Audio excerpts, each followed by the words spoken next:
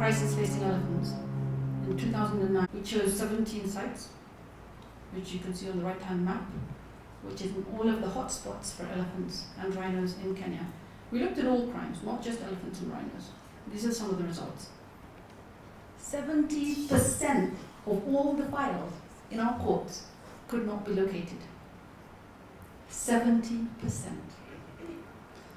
We were trying to get access to cases, about 750 cases.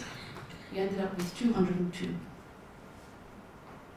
Among those cases, we looked at all the different kinds of wildlife crimes that were taking place in the country, but I just want you to look specifically at the section on elephants and rhinos. Almost 40% of wildlife crimes in Kenya involve elephants or rhinos. So next we looked at how people plea when they go to court, right? Do they plead not guilty or guilty?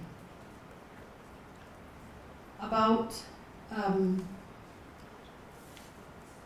think it's about 52% plead guilty, so they're immediately convicted. And the numbers who plead not guilty then have to go through a trial. And in the end of the day, about 78% conviction rate is achieved in Kenyan courts. Sounds great, 78% conviction rate. Quite a few cases got thrown out though. About 15% of all the cases got thrown out for various reasons. Inadequate evidence,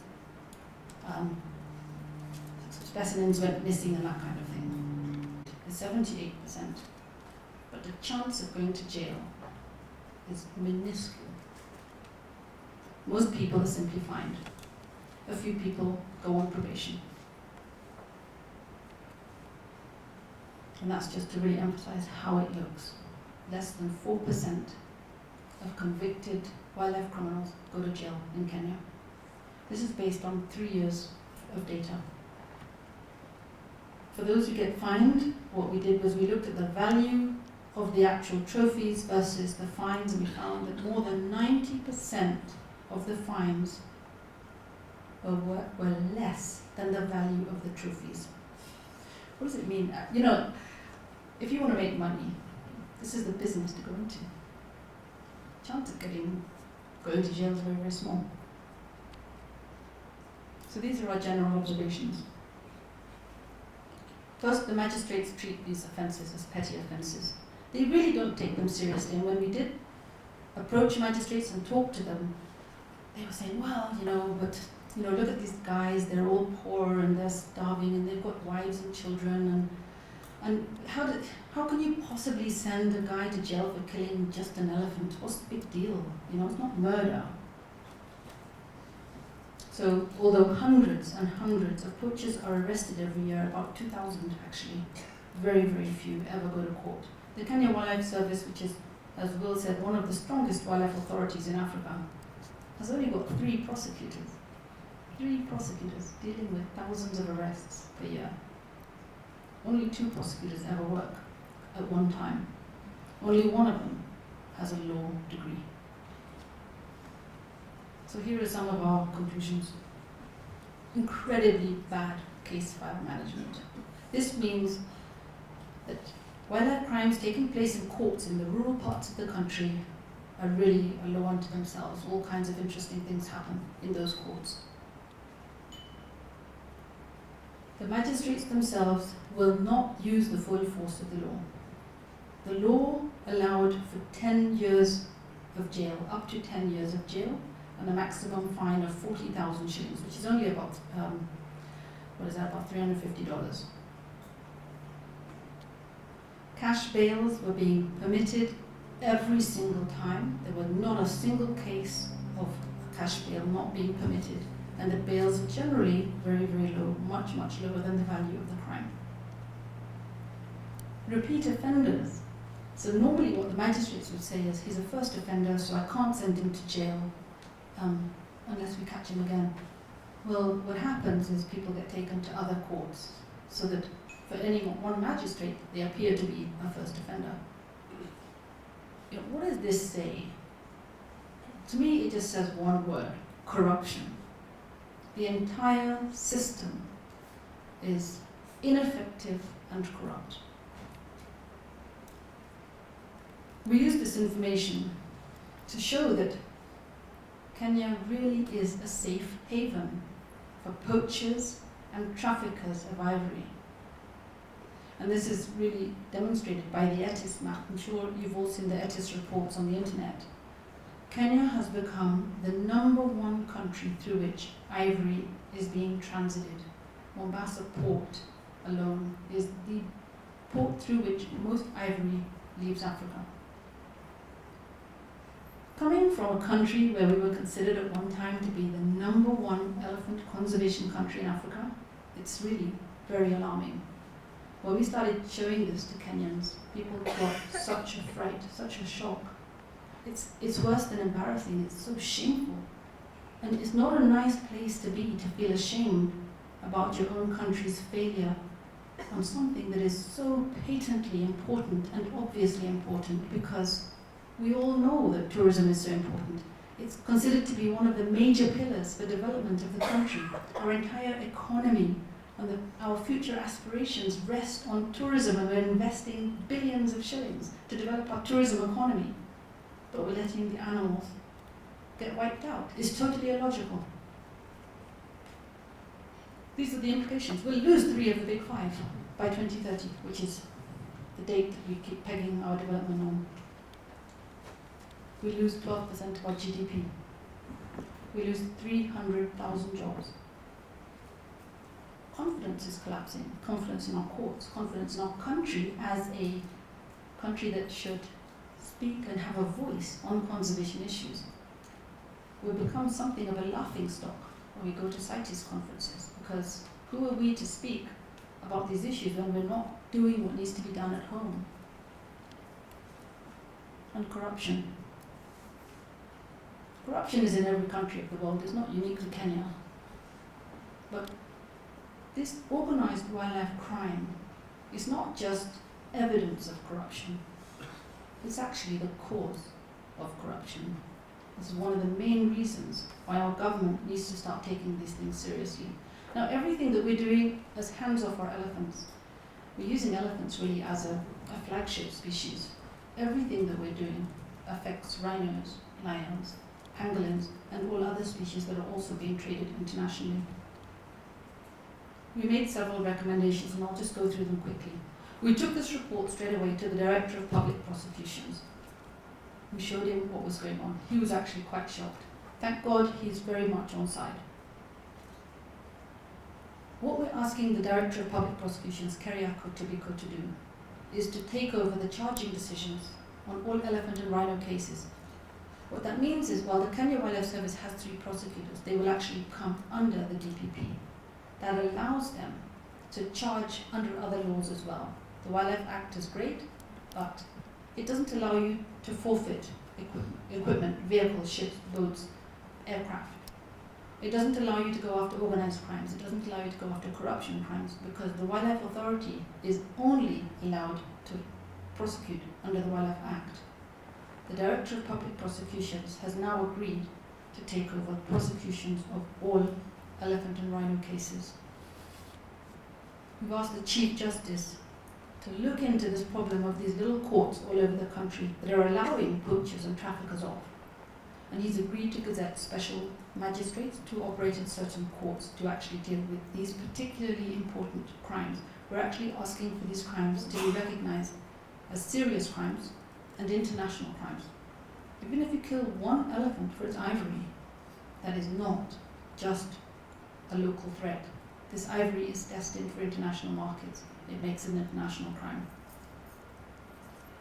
We've asked the Chief Justice to also issue sentencing guidelines to make sure that the magistrates can actually be consistent. What we were seeing before during our study was that some magistrates would be extremely harsh and others would be very lenient. Some magistrates would use examples of other courts to justify why they would be lenient. We want the Chief Justice to issue practice direction on that. And the same when it comes to bails, the amount of money that they will set the bail at.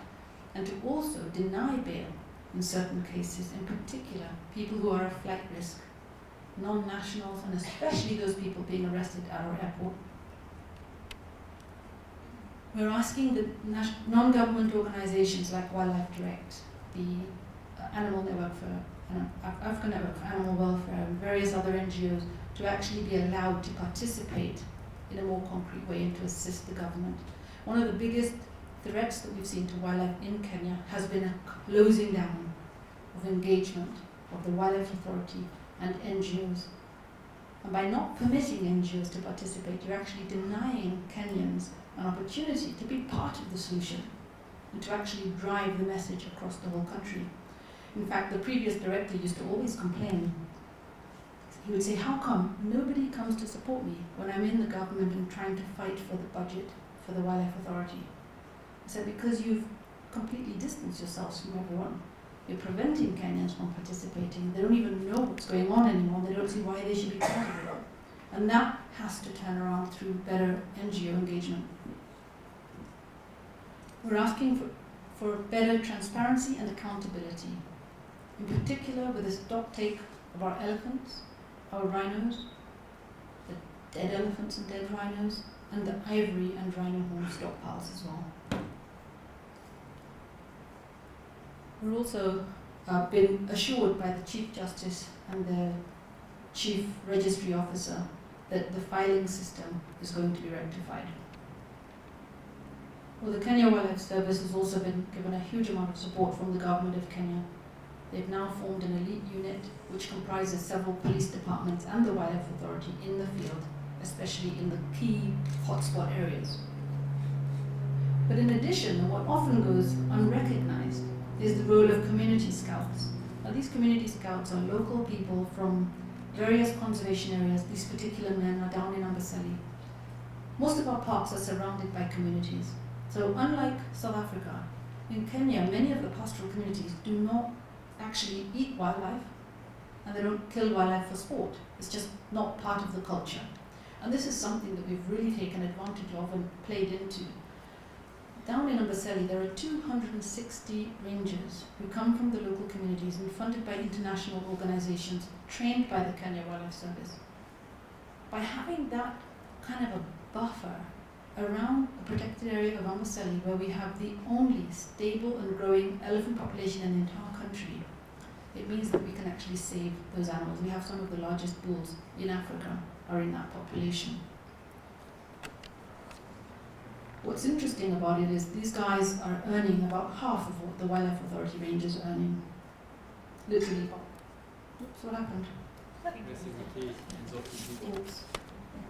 Hands off. I don't know. How do I get back? Thank you.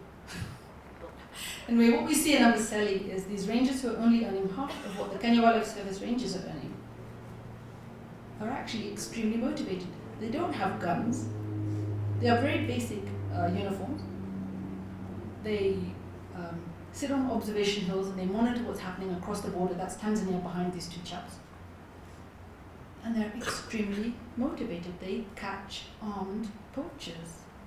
We often hear that the problem is that rangers are not being paid enough, and all these excuses about why we're not actually delivering the results that we expect in Kenya.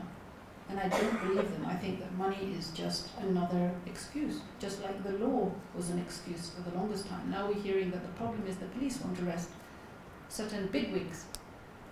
Well, what we've seen from the Kenyan scouts all around the country is that they are extremely motivated. They care very, very deeply. And by raising awareness about what is happening, they're just incredibly encouraged to work even harder. What we've done is change the law as well. This is the Member of Parliament for North Kenya, a particular county called North Horr, and he proposed a bill in Parliament to change the law. The new law in Kenya, which came into effect on the 10th of January, surprised everyone. It's the most severe law in the world. The minimum sentence is $230,000 for being in possession of any specimen of an endangered species, ivory, rhino horn, lions, they all fall in that category, and or life imprisonment. And what's been happening is people have been arrested and some people are actually going to jail now. We've been to the Chief Justice, and what he's agreed to do, and working with a whole group of NGOs, is to have a special training for all of the magistrates, all of the prosecutors, and all of the investigators, a joint training so that they can implement this law more effectively. And this is what he said the last time when we met him. We stand to lose this national heritage if we don't act decisively to stop it once and for all. The unprecedented and wanton killing of wild animals, and particularly the elephants and the rhinos that are targeted for their ivory and their horn. I think what we're seeing in Kenya is really, really special. We have a massive transformation of our judiciary. Everyone says that actually at the end of the day, if the law is not working, there's no point even in arresting people, and this is why you often see poachers just simply being gunned down. Well, this is changing in Kenya. What we're seeing is a new judiciary that is really taking things seriously and responding to the calls from Kenyan people to actually prosecute these cases properly. The Director of Public Prosecutions, Keriako Tabiko, has gone a step further and actually created the first wildlife crime prosecution unit that Kenya has ever seen. This is huge. 35 prosecutors specialized only on wildlife crime. This is in recognition of the scale of the problem. This is what the court cases looked like last year at the Jomo Kenyatta International Airport. You can see most of the people being arrested with wildlife products, which was primarily ivory and rhino horn, were Chinese, followed by Vietnamese, followed by Thai. They made up almost 90% of all the incidents. Every single person arrested in Jomo Kenyatta Airport pleaded guilty. Only 3 went to jail. The rest were either fined or given some minimal sentence like probation. So that was before the new law. This is after the new law. Only one guy pleaded guilty, and he was immediately fined $230,000, which he couldn't pay. He's in jail. Not a single offender since then has pleaded guilty. What we now have are cases being dragged through the court, and some of them being dismissed. You can imagine exactly what's happened here. Now that people are being charged and the penalties are so high, the burden of evidence has just gone through the roof. It's costing the state an enormous amount of money, and the requirement for evidence is just enormous. If we look at what's been happening in Nepal, where I'm sure you all know, not a single case of rhino poaching. What do? They have a law that works. They have incredibly good law enforcement, which includes working with local communities as part of their patrolling. They have compliance. Their laws are being implemented the way they're intended to be implemented. People are going to jail for very long times. And they have accountability. They report every single incident. And finally, there's enormous outreach that goes on in Nepal, so every single Nepalese person is actually part of the solution, and they're earning great profits from the success in the protection of rhinos. How did this happen in Nepal, one of the poorest countries in the world? It's because the leader of the country made it his business. And he said, basically the buck stops with me. And he started committees that report back to him on the success. And that's exactly what we need to do in Kenya and in other parts of Africa. What we've done is we've gone a slightly gentler route. We went straight to the First Lady of Kenya. We asked her to be the patron of this campaign, because through her, she can reach all Kenyans, women, children, communities. We're really banking on the need for Kenya to promote its tourism. This is Amboseli National Park. Elephants are so calm in Amboseli. It is one of the most extraordinary places to spend time with elephants. And we took the First Lady there, and we've introduced her and the country to Kenya's scientists who are studying these animals, because we want all Kenyans to fall in love with elephants. But we also want them to know what the economic cost is. And so we're working with a PR company to put out messages that really, exaggerate how serious the problem is. This is our 1,000 shilling note, our biggest currency. It has a herd of elephants grazing peacefully in a meadow. We're saying that the future, if we don't take care of our elephants, the future will be this. Every elephant will be dead. We're also doing work on the international level. The Clinton Global Initiative was mentioned earlier. So Wildlife Direct is the only African organization in the Clinton Global Initiative. And I think it's a shame is it possible that this problem, which is an African problem, is not attracting African organizations at the international table? It's something that we have to think about and actually alter so that we're present. Not just organizations like Wildlife Direct. Community organizations should be part of the solution. Our main device is the armband, which is a mourning band to demonstrate our grief for the loss of elephants and the rangers who are dying at the hands of these poachers. And we're using this band in all kinds of ways to get people engaged in the actual. And this is finally the message that we've been trying to get our president to really respond to. We want to declare this a national disaster in Kenya. There are only 3 things that we want our president to do. Scale up anti-poaching. It has to be effective. At the moment, it's not. We're losing elephants and we're losing rhinos. As of today, I think we've lost 19 rhinos, which is more in the first quarter than any of the last 3 years. We need to crack down on corruption. It's not something that the cartels comprise only 5 or so individuals. The poachers are in the hundreds. The users of ivory are in the thousands in China. But the cartels are just a handful. And it completely boggles my mind that the government of Kenya cannot take down those 5 individuals. They're known by the security services, they're known by the Kenya Wildlife Authority, they're known by the ministry. For some reason, they haven't touched them. People say they're too dangerous, they're too big, they're notorious, they're wealthy, they're connected. I don't give a shit, I'm sorry. So what? We took down pirates. Kenya almost single-handedly stopped pirates from plying the Indian Ocean. I cannot believe that Kenya cannot stop 5 dealers who are threatening not just our elephants and our heritage, but Africa's heritage, because of allowing Kenya to be a safe haven.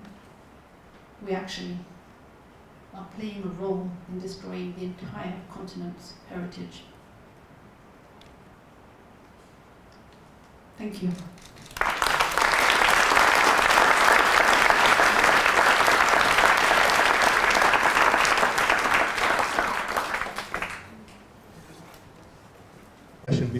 Before we give opportunity for questions from the audience that's here, I want to ask the panel. I mean, we've had a situation. Okay, so Kenya has a stockpile of over 120 tons, which has accumulated since 1989.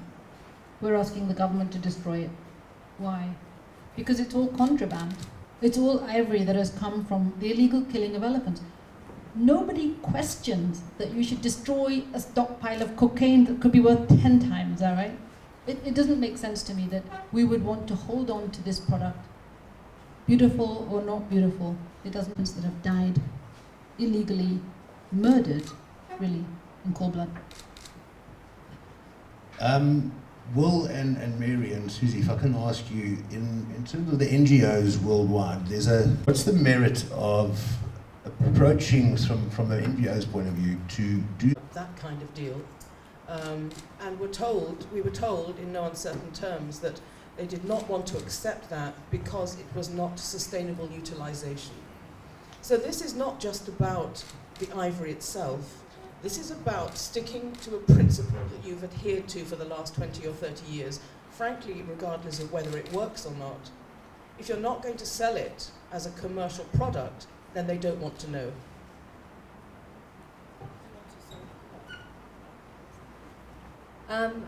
Just on the stockpile issue as well. Within every stockpile, there are actually 2 types of stockpile. There is the seized stockpile from people who back onto the commercial market. The stockpile disposal. So Hong Kong and China have disposed or are going to dispose of their illegal stocks.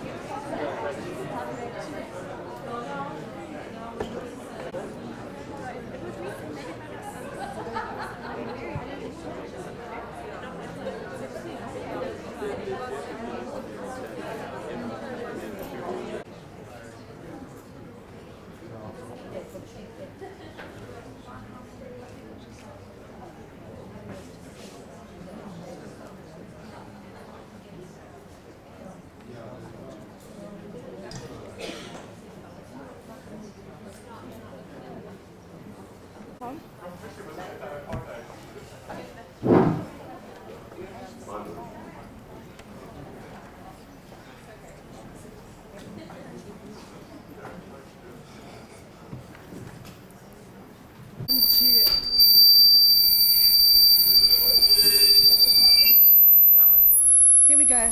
Our first lecture's over. I'd make a special welcome to our embassy officials, the IFP and the DEA who are here, the US Embassy, the UN, the New Zealand Embassy, the Kenyan Embassy. Welcome to you all, and to all our speakers, thank you for coming. It's been a very, very long preparation to get you all here, but I'm glad you've all arrived safely. We've had one speaker who's had a family emergency who's had to cancel. Jason Bell from I4 unfortunately won't be here. Collectively over 400 years experience in conservation and conservation issues, which I think is very pertinent.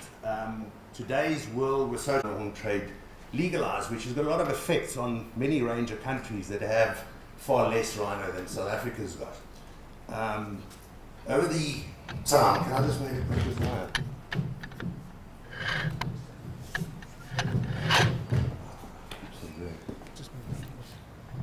When he moved away. Sorry about that. Over the last 2 years, there's been dramatic changes with world awareness. For those of you who don't know, the Clinton family arranged an $80 million fund through NGOs for elephant conservation last year. President Barack Obama was in Africa last. Worldwide governments have realized that it's a transnational crime that's taking place, and Africa is actually suffering. Africa's wildlife is suffering to the detriment that nowadays we are losing 4 elephants a day, 4 elephants an hour, about 100 a day, and 3 rhinos a day. Okay, so basically, and a lot of people that sitting at these tables here were instrumental in discussing that as well. And one's got to look at where the demand comes from. And as you can see, we are the 3.5 and rhino, the red countries are main user countries. So many of 30 million people about 64 years ago.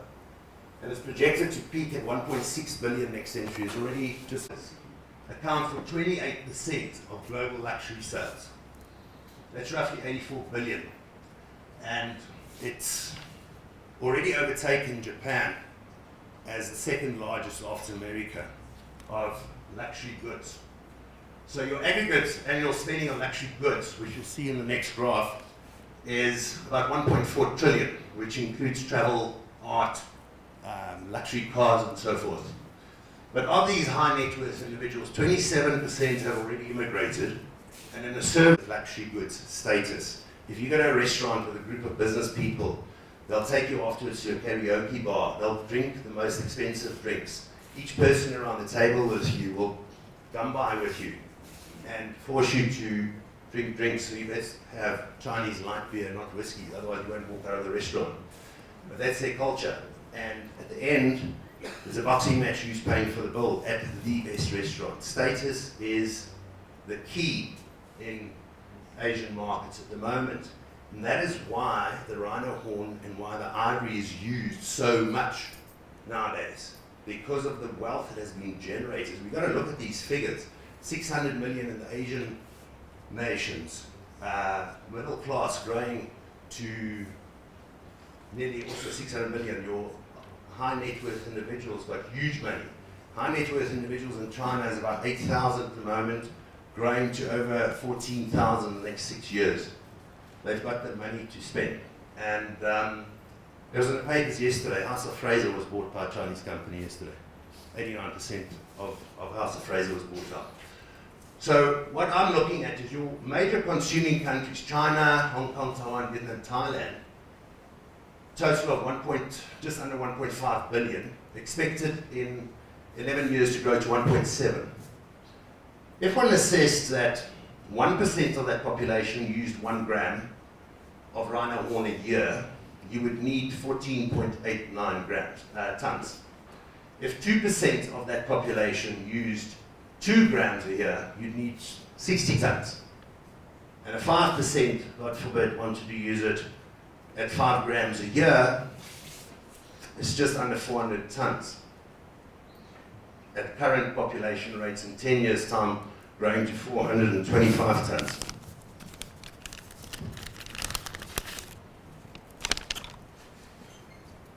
This isn't illicit contraband. This is cost of sugar. So, what I'd like you to look at is just pass some of these around. There's 2 weights, 3 weights, 1 gram, 2 gram, and 5 grams. I've got 3 compressed discs in my neck, so I have to take anti-inflammatories, and this won't last me for a month. So what do you do if you're using rhino horn only as a TCM, traditional Chinese medicine? Forget about the jewelry, the luxury side. How do you get there? How do you get to 425 tons? Or how do you get to 15 tons a year? Because that's nothing. I mean, a vitamin C tablet today, you buy them at 1,000 milligrams per tablet. Now, in terms of trading, if we had to assume roughly 20,000 rhinos in South Africa, with an average weight, not all of them because the young ones don't, but if they've got 6 kilograms of horn and you harvested it, all 65% of them being adults, and you harvested 3.5 kilos every 3 years, because that's how long it takes to regrow, we can only come up with 45.5 tons every 3 years, which is less than 16 tons a year. The shortfall is ranging there, going back to the previous graph, 1% using 1 gram. Look at the packets around here, there's hardly anything in it. You already got a shortfall with 1% of the population using 1 gram.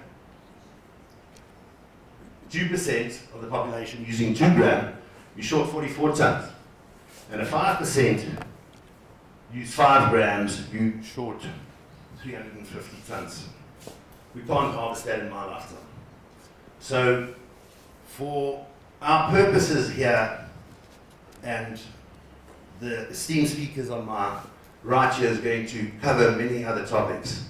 This is an issue that I don't believe South Africa's government has looked at and investigated. There's a lot of pro-trade lobbyists who have never even set foot in China. It's a completely different market. The growth there is absolutely exponential. One's just got to go there, and you hear the stories of what gets eaten. We've got to change. The world's got to change. Social media can help. There were world marches in October last year for elephants. The world watched. Hillary Clinton marched. All Out marched. Christy Brinkley marched. 3 weeks ago, people marched for lions.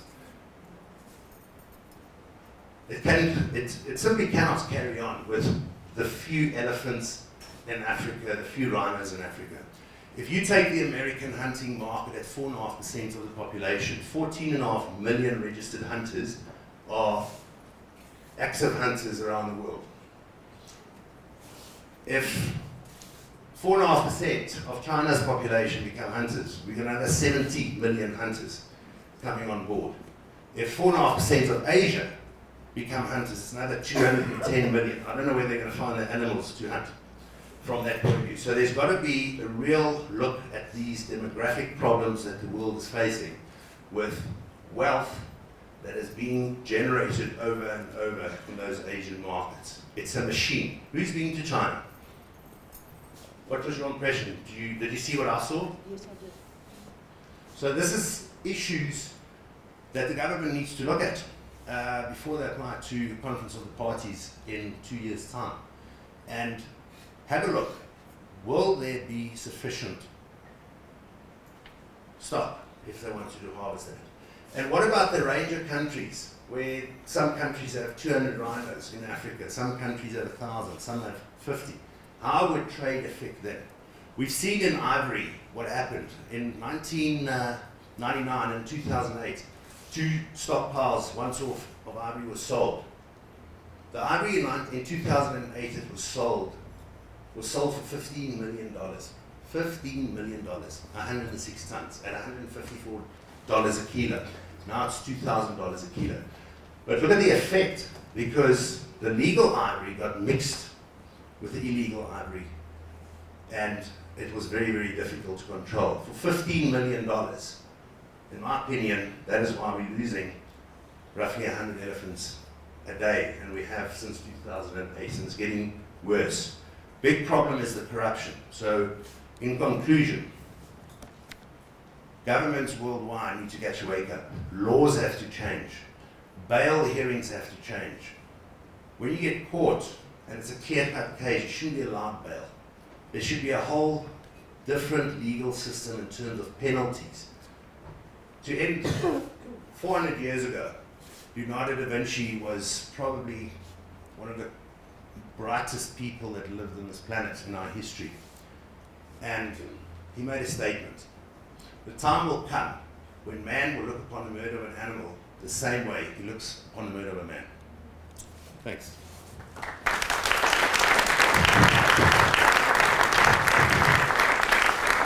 All right, well, I'd like to thank Alison and the organisers for hosting such a watershed moment, because I think it is, to have all these experts in the room. And I've been asked to talk about the impact of the illegal ivory trade on Africa's elephant populations and the implications for other species and other populations in 1989. And between 1989 and 1999, a number of southern African countries continued to push for relaxation for their elephant populations because they believed they were safe and secure and that they should benefit from the ivory that they were collecting through natural mortality and management. So in 1999, South Africa, Botswana and Namibia and Zimbabwe persuaded CITES to allow them a one-off sale to Japan.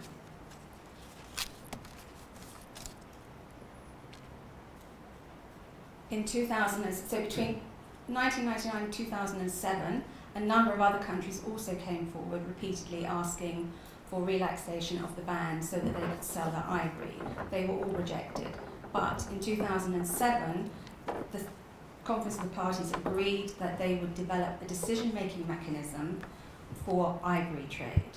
This was to set out criteria by which, at some point in the future, they could decide that ivory trade could resume. In 2008, we had the one-off sale of ivory from Botswana, Namibia, South Africa, and Zimbabwe to Japan and China. And I think this is really where the tipping point came.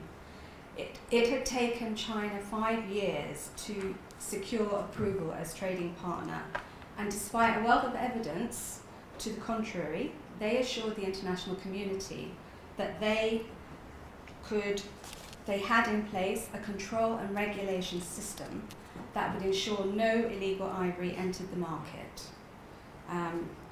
But also by this time, poaching was clearly on the increase. And so the international community believed that if they allowed the one-off sale, that this one-off sale would then flood the market with cheap ivory, and it would remove the incentive for the illegal traders who have been all the time procuring illegal ivory from Africa. The reality couldn't have been further from the truth. The ivory was sold at auction for around $160. By the time it got to China, it was then sold on to the registered traders for anywhere between $700 and $1,500 a kilo. Once it reached the retail outlets, it was selling for as much as $7,000 a kilo. I personally saw in a friendship store, a government-owned friendship store in Guangzhou in 2010, a 5 kilogram tusk, polished, not worked or carved, on sale for $35,000 US. By the following year after this sale, we had a record number of elephants poached and huge seizures of ivory worldwide. These are large seizures. A large seizure is more than 500 kgs, but many of the shipments that were seized during that year were several tons, representing the deaths of tens of thousands of elephants. If you think about it, in the last 6-7 years, Tanzania has lost almost 70% of its elephant population. That's a staggering minimum of 60,000 animals. The discussion on the decision-making mechanism for ivory trade continues. So we have a ban, technically, but we really don't have a ban. EIA has conducted a number of, well, hundreds of investigations over the years and across pretty much all of the globe. And through these investigations, what we've been able to highlight and document are a number of fundamental principles that apply to illegal wildlife trade. It's often serious and organized. It's low risk, high profit, which makes it very appealing to criminals. Wildlife criminals are aware of CITES decisions. They want cigarettes, alcohol, Louis Vuitton bags, and corrupt the implications of transnational organised crime. So indicators of organised crime include use of violence against rivals or law enforcement, multiple shipments of contraband using well-established routes, methods and facilitators, involvement of criminals with previous convictions. Here we have a famous rhino poacher, and the use of ammunition and also corruption. I think probably one of the most a good example of the most well-tested legal trade mechanism. Ivory had come from Zambia, had gone through Malawi where it was packaged and containerized, travelled by road to Beira, went by ship down to Durban, on to Singapore, and was one of 19 other similar shipments. So the syndicate had been operating with impunity for 5 years. So there we go. So in Lilongwe, it went into a little factory where it was packaged. Then it went to Beira by road, Durban, and Singapore. Obviously, people involved in this at every step of the chain. Companies, front companies. 1999, I was sitting in my flat in London on a cold, rainy Sunday afternoon. Well, what other kind of afternoon is there in London, frankly? Leafing through a copy of the Harare Herald, as one does, and I came across an article about the recent one-off sale of ivory in Zimbabwe. And the headline was something along the lines of, "Ivory auctions, we were ripped off by the Japanese." Reading down, I discovered that it wasn't only Zimbabwe, it was a couple of other SADC countries as well that had been disappointed by the price that had been achieved for their ivory, which of the lots of ivory, and what the maximum price was going to be. In other words, for both of those two one-off sales, a cartel was formed and a maximum price was set. Okay, I think I can actually press a button now. I can. Okay, so those are the lessons that we learned. The triumph, waiting 8 years, intensive lobbying, very expensive PR companies hired to do their lobbying for them, and what they end up with is a price that's lower than it was prior to the ivory ban in 1989. The cartel was formed, and of course, you know, why wouldn't they form a cartel?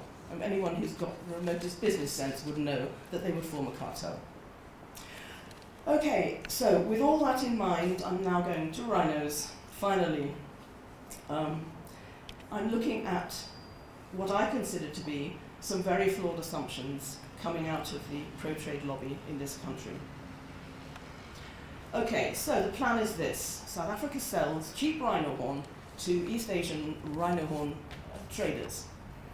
They all then go home, if it's auctioned here, and they sit around and they say, now look here chaps, those very decent South Africans have sold us some cheap rhino horn, so the least we can do is pass it on to our customers at a low price. Well, you know, in your dreams, you know, that's not what they do, and it's not what they're going to do.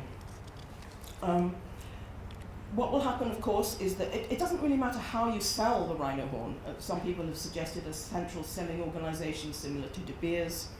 It might end up in the hands of governments, for all we know, as it did with, as Mary told you, with the ivory.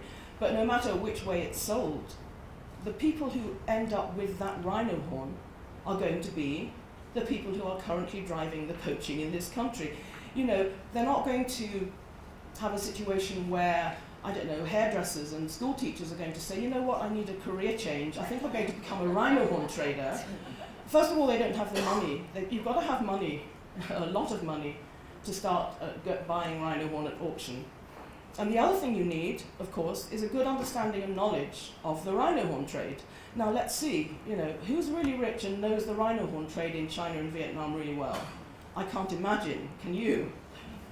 And so my question, I think, about this is, you know, does the South African public feel that selling cheap rhino horn to the people who are orchestrating your poaching is an adequate reward for all their efforts in slaughtering your rhinos? I kind of think not, personally. Okay, so, yeah, South Africa can control the price at this end, in terms of how much you charge for it. But, you know, once it leaves your hands, South African hands, that's the last time you have any control over what happens to it. Not just over what happens to the price, but over what happens to how much they decide to put on the market. They might decide to put quite a lot on one day, and then a few weeks later, starve the market for a bit longer, up the price, put some back on the market. They can do whatever they like, frankly, because they always have.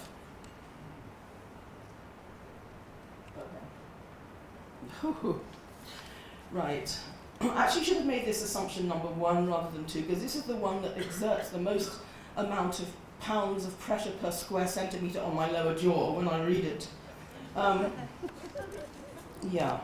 Okay, this is a sentence that's commonly used by the pro-trade lobby. It's short, it's not complicated, it's easily memorized, and most importantly, it's easily passed on to other people who then repeat it and repeat it. And I think what I find really galling about it is that none of them actually bother to do any research. Seriously, it's not rocket science. Anyone with a moderate amount of intelligence could find out in 5 or 10 minutes what the results were of legalizing ivory trade and what has happened to the history of the rhino horn trade in terms of the legislation. They don't do it because it doesn't suit their purposes to do it. That's what I think, anyway. Okay, so let's have a look at bans. I think I need to.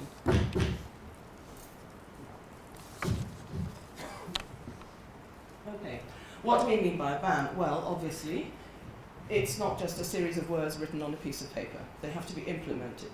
And they have to be backed up by legislation. They have to be backed up by proactive attempts to prevent crime happening in the first place. When crime does happen, they have to be backed up by, you know, rigorous capture of criminals, by prosecutions, by meaningful sentences, and with any luck, with some consumer education as well. Unfortunately, well, South Africa, in my opinion, has failed on some of those elements. I'm just going to get a glass of water. You can read that while I'm away. Thanks.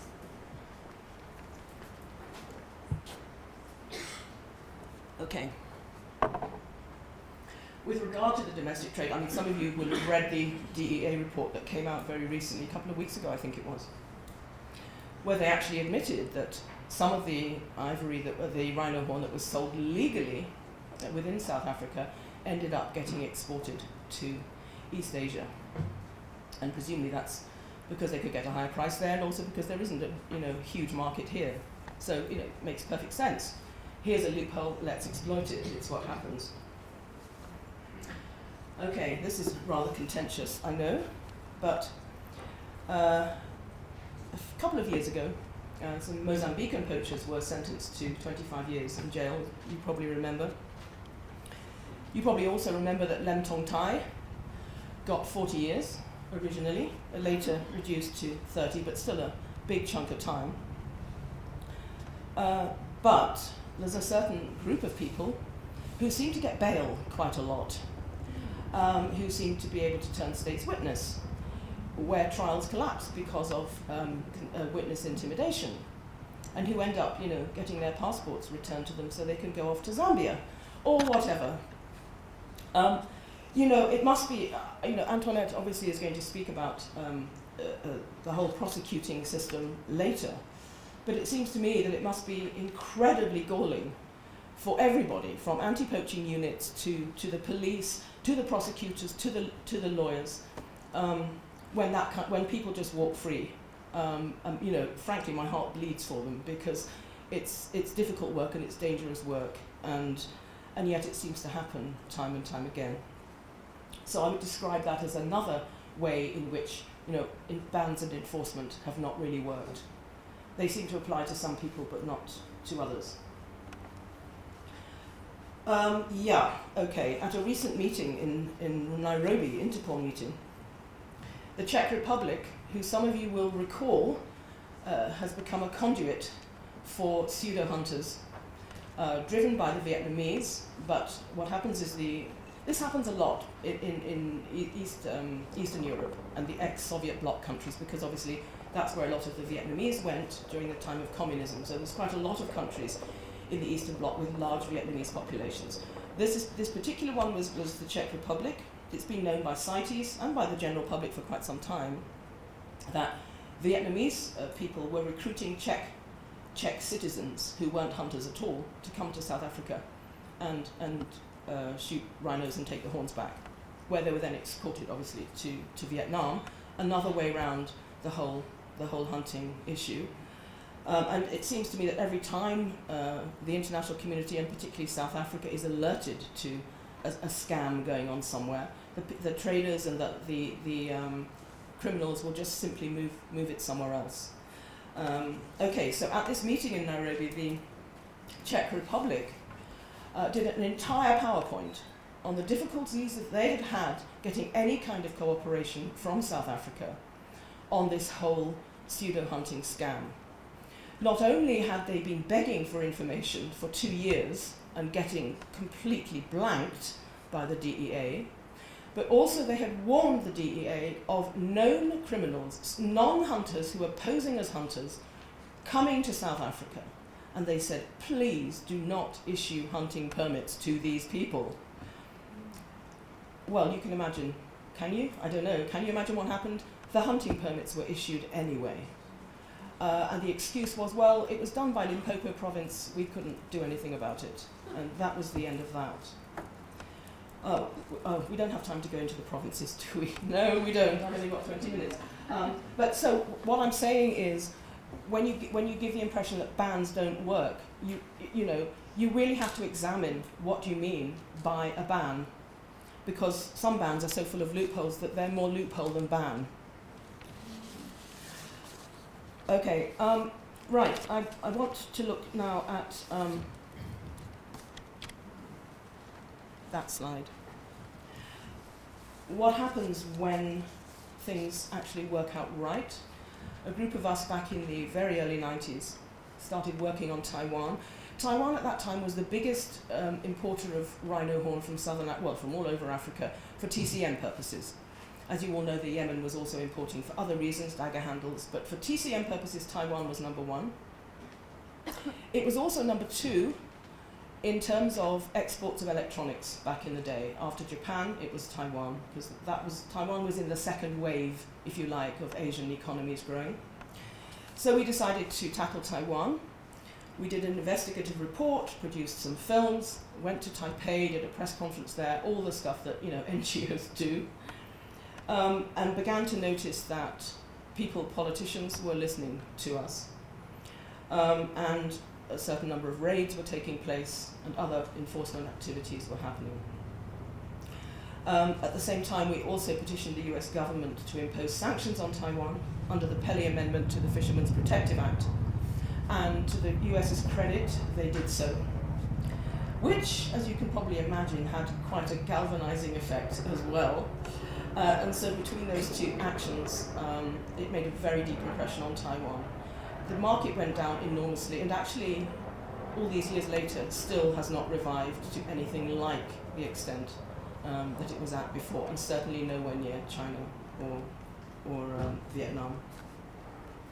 So what happens when bans are enforced and work? That's what happens. This is a graph from traffic. I don't know if they're here, but I hope they don't mind. I forgot to ask their permission to use it, but it is in the public domain. Okay, poaching. The green, for those of you who can't see, the green is Zimbabwe and the black is South Africa. The first date is 1984. The first big drop is in 1994, and it goes up to June only of 2012. Now, if you look around the time that we were doing this work, 92, 93, in Taiwan, you can see a massive drop in the level of poaching. Zimbabwe came off actually better than South Africa in this, but nonetheless a massive drop in poaching, which, as you can see, stayed low for a very long time. I don't need to go into what started happening in 2007, because you all know that already. What I recall is sitting at my desk and wondering why the phone wasn't ringing, because all the phone calls that I was getting prior to this work were from people in Zim and in South Africa saying, another 2 poached in the Lowveld last night, or we had 3 poached over the weekend, and it just stopped happening. It was extraordinary.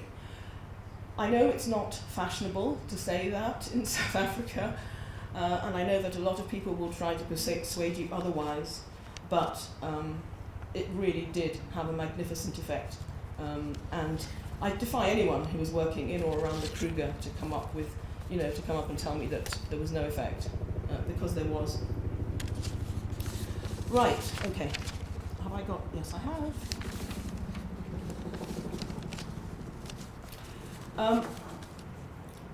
Dex was asking Alison this morning how on earth she managed to coordinate this and get all these people, get a date when all these people were available at the same time.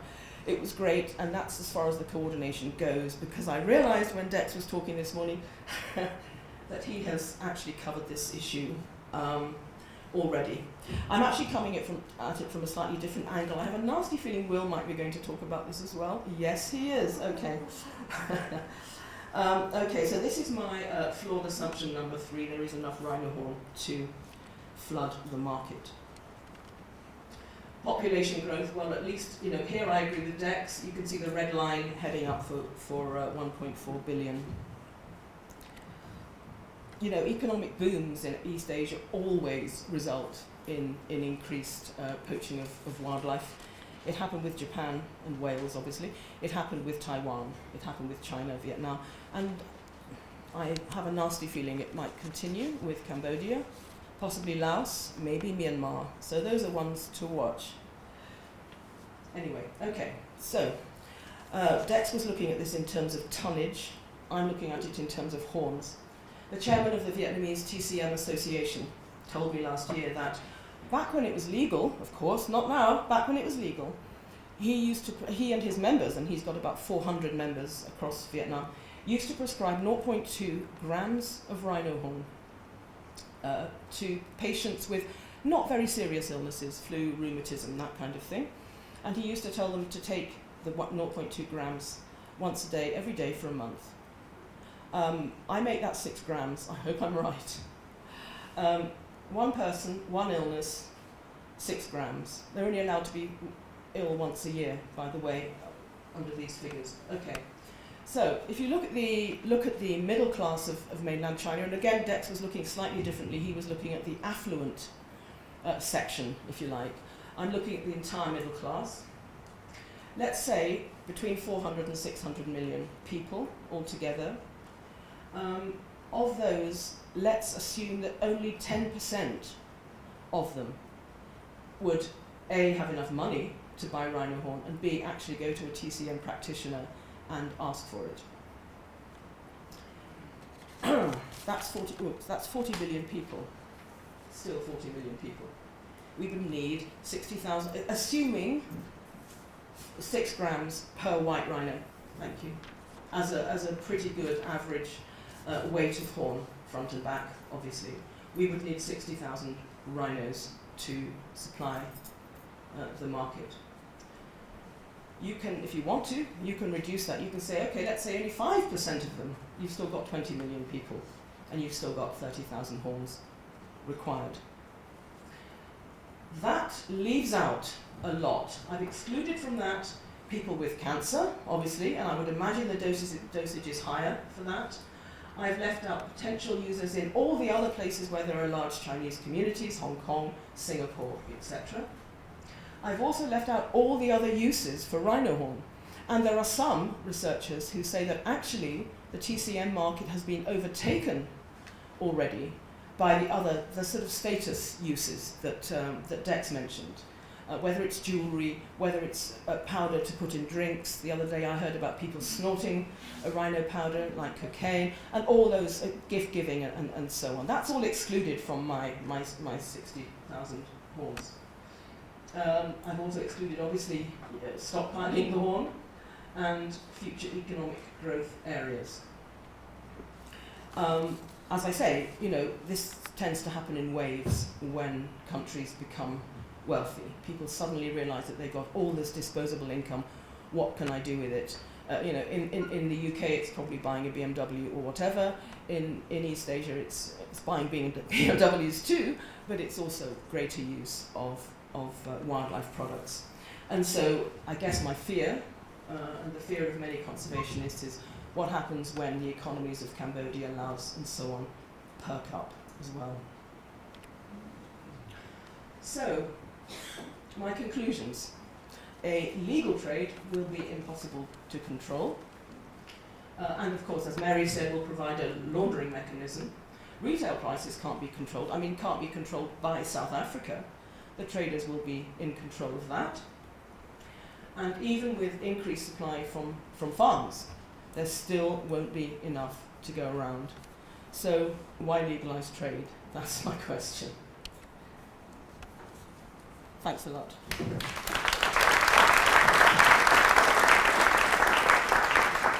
I'm going to say thank you to Alison and the team for putting on this event. Absolutely essential.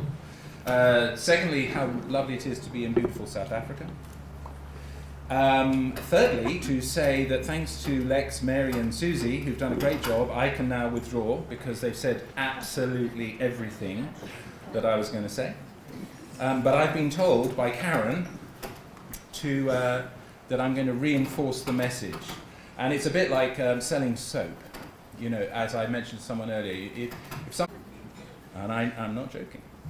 And I also, of course, want to recognise the fact that we have government representatives here. I had a pleasure of meeting the First Secretary from the Kenya High Commission who's with us, and very important, different result. I think that's Einstein who said that. And that's exactly what we've been doing with elephants. And you've heard this. We've had the sale.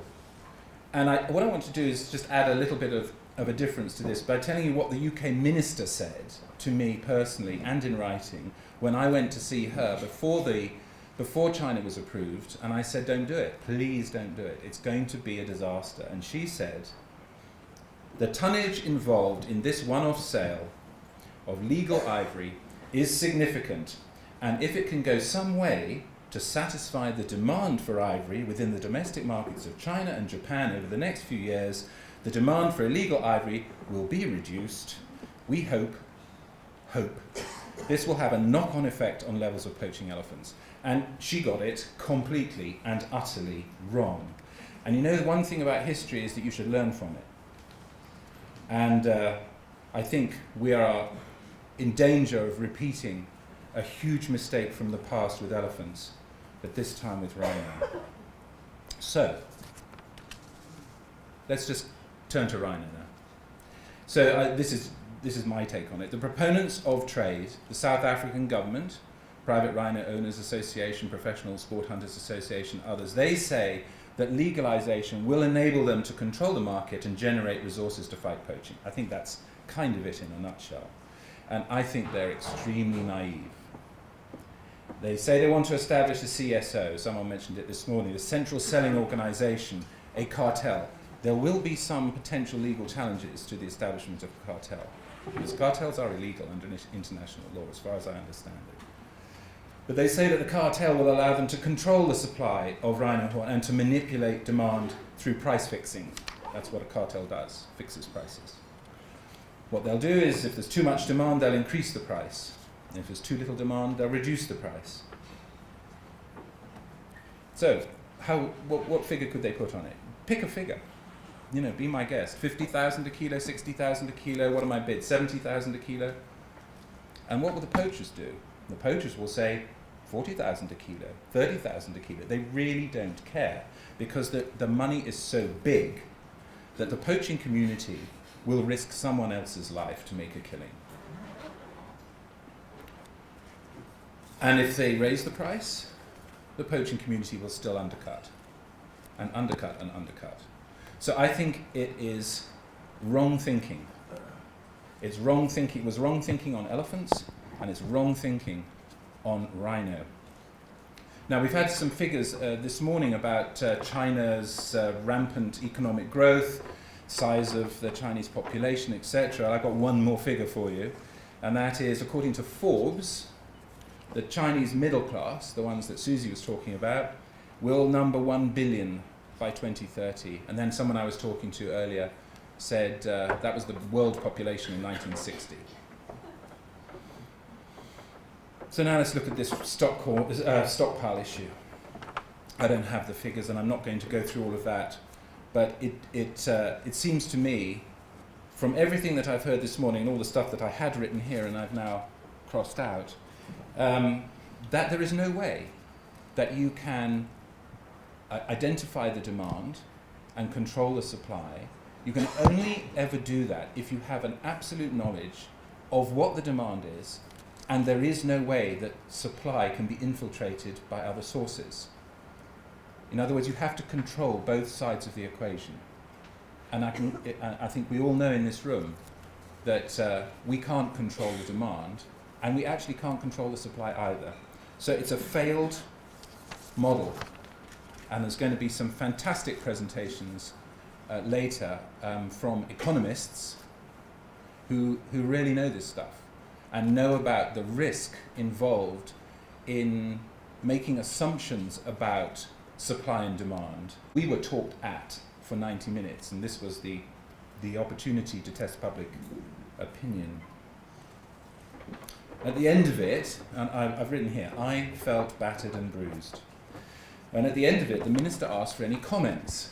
So, amongst others, Ron Orenstein was one, and Carlos Drews from WWF was another. I raised my hand and I pointed out some concerns that I'd had with the presentation, and particularly the lack of appreciation of risk analysis, because that's what we're in. This, the business of conservation, is the business of risk analysis. What can we do? What is the minimum that we can do to get the maximum benefit for wildlife with the least interference? And what are the risks associated? And the more you intervene, in my view, the greater risk you start to take. You certainly take a greater risk in terms of ever being able to restore a species to as close to its truly wild nature. The more you intervene, the harder it is to draw back. Anyway, the minister asked for these comments, and I had about 10. But then I asked a question, because I thought it's not fair that they just ask us, you know, and I thought I'll ask a question. So I said, look, Minister, rhino horn, do you believe it works? And I said, don't be shy, because I don't like shy people. I said, raise your hand if you think it works, to the 9 people on the dais. And I can tell you, no one moved a muscle. Not a muscle. There was a moment's silence, and it like hung there. And then, sheepishly, the panel admitted that they did not believe it worked. And that, for me, adds a whole new dimension to this. Because leave aside the whole sort of rhino thing and the tragedy and the cruelty and the suffering and everything else and the people being killed and the rangers being killed and yes, the poachers being killed and I don't want anything killed. But leave all that aside and I imagine a Chinese or a Vietnamese family and there's a legal trade now, okay? And their elderly mother is dying of cancer and the children, hearing that rhino horn is the cure, they scrape together their last resources and they buy some. And it's expensive, and it's legal, and it's useless. And she dies. And they are now in poverty, and they have no mum, grandmother, whatever. Their tragic circumstances are a direct result of the blatant exploitation of their vulnerability, ignorance, and superstition by those who know better, but are in the business of rhinomics. And to allow that to happen, as far as I'm concerned, is morally bankrupt. So now I'm going to talk about camels. You can, yeah, sorry, am I meant to move this thing along? You've been watching this all the time, and I'm thinking, I know what's going on behind me. There's a film poster for you. Guess what? There's some elephants in Kenya, and there's a baby elephant, and there's some dead elephants, and more dead elephants, and some ivory. Now let's talk about camels. Okay, so this is the vicuña. Found in South America in a number of countries, including Peru and Chile. And quite a serious point, this. A lot of pro-trade people use the vicuña as an example of how to manage a controlled supply of a wildlife product, claiming that the trade saved the species. So I went to, I don't know anything about that, but I went to Dr. Ron Ornstein, who I mentioned before, who it's a body with a huge brain on top. Ron is an extraordinary individual who knows, you'll say to Ron, oh God, wait a minute, 1992, wasn't there something about something? Yes, it was an intervention on this point by this person, it lasted about this long, and this is what he said. I mean, it's extraordinary stuff. So I asked Ron to give me an analysis, and he wrote this, so I'm actually reading you what he wrote, about vicuña, the management of vicuña, the harvesting of their wool, and its relationship to the potential management of rhinos and the harvesting of horn. So the questions were this. Does trade in vicuña wool provide an example for rhinoceros conservation? And he pulled out 4 key points, 4 assumptions. The first assumption is that trade legalization is responsible for the return of the vicuña from near extinction. That's one of the assumptions made by those who use this argument. The second is that the legal trade, such as that allowed for vicuña wool, reduce poaching and illegal trade. The third is that the parallels between vicuña and rhino schemes are close to exact. And the fourth is that the parallels that do exist between vicuña and the proposed program for rhinoceros horn argue in favour of the proposed legalisation of horn sales as a measure to prevent the extinction of Africa's rhinos. So I'm going to take each of those in turn. The first, did legal trade save the vicuña? So, in the 1960s, some reading from Ron's report to me, massive killing of vicuñas for their wool had reduced a species that once numbered in the millions to about 10,000 animals. Today, the global population is around 350,000. So it's a conservation success, at least as far as population numbers are concerned. However, what trade proponents fail to point out is that the legal international trade in vicuña wool was not restored until populations had already rebounded. The population recovery happened under a regime of strict protection and improved enforcement under the terms of 2 vicuña conventions, one signed in 69 and one in 79, and a CITES Appendix 1 listing. In Peru, the vicuña populations had been reduced by 1966 to between 5 and 10,000 animals, 1% of their former numbers. The change in the species' fortune over subsequent years was as a result of strict protection, and by 1987, populations in the country had risen to 63,223. It's interesting to note that one of the main papers arguing in favour of the vicuña as a model for rhino trade admits this, but fails to emphasise that the enormous rise in Peruvian vicuña numbers, a staggering 1,100% by 1994, happened before international trade was allowed And that legal trade didn't happen until the mid-90s. In 1994, some Peruvian populations were transferred to Appendix 2 and a limited trade in locally woven garments was permitted. The rest of the Peruvian population was not transferred to Appendix 2 until 1995. In other words, legal trade followed the initial recovery of the population rather than preceding or causing it. And in fact, one could say much the same for the white rhinoceros, Ron says, which had recovered significantly before South Africa permitted trophy hunting. Legal trade, let's be clear, did not save the vicuña. It was only allowed because the species was already out of danger, and we have a reverse curve as far as rhino are concerned at the moment. Okay, and the other point there is that the primary purpose that was to give a conservation incentive to very poor local people who saw vicuña as a threat to their grazing animals is not the same as the situation for rhino. The chief beneficiaries of a rhino horn trade are not going to be impoverished local communities. They're going to be wealthy private rhino owners, rearing rhinos away from the range of surviving wild populations. And also, I just wanted to pick up on one point that was made this morning about 20,000 rhino. Am I wrong in thinking, but I don't think the government's considering dehorning all the rhino in the Kruger, are they? I thought the government had said they specifically weren't considering dehorning the rhino in the Kruger. It was basically all the ones on private properties, which is only 28-30% of the rhino population. So that yield and harvest discussion that we had this morning, if it's based on 20,000 rhino, it's not, it's based on 5,500 rhino. Okay, so the second point, has legal trade suppressed poaching? Poaching of vicuña remains a serious problem. I've just been talking with Susie Watts. So April the 10th last year, so a year ago, 356 vicuña poached in a series of incidents in Peru. And then a couple of weeks, another 149 poached. Actually, vicuña being heavily hit. I won't go through all of what Ron said here, but the bottom line is that if I take this quote from the ex-president of Lima's, that's a region of Peru, Lima's Regional Vicuña Breeding Association reported in 2009 that in Lima and Apurimac, 30 to 40% of the population had been slaughtered. Of the 17,500 animals that existed in the region of Lima in 2000, it's feared the population is now around 10,000. So it hasn't removed the poaching threat. And that, of course, is one of the arguments that keeps being put to us, that this will in some way help remove or contain or control the threat.